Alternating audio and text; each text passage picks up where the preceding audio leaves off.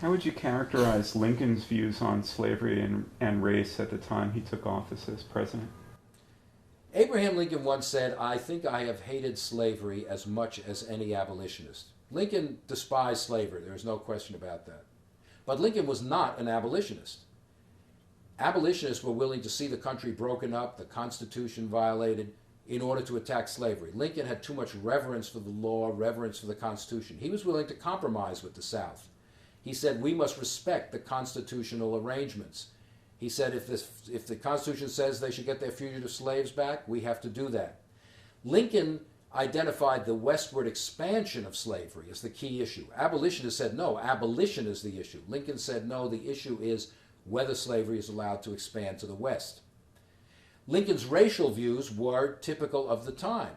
He did not favor equal rights for blacks in Illinois. He did not favor black suffrage. He did not favor black and white intermarriage.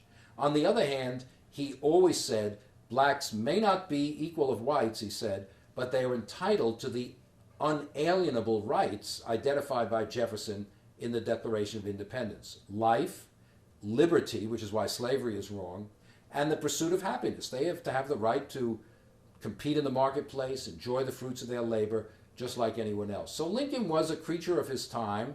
He shared many of its prejudices, but he also, what's interesting about Lincoln is he wasn't an abolitionist, but his views on slavery and race were such that it was his election that led the South to fear that slavery was in danger and to leave the Union.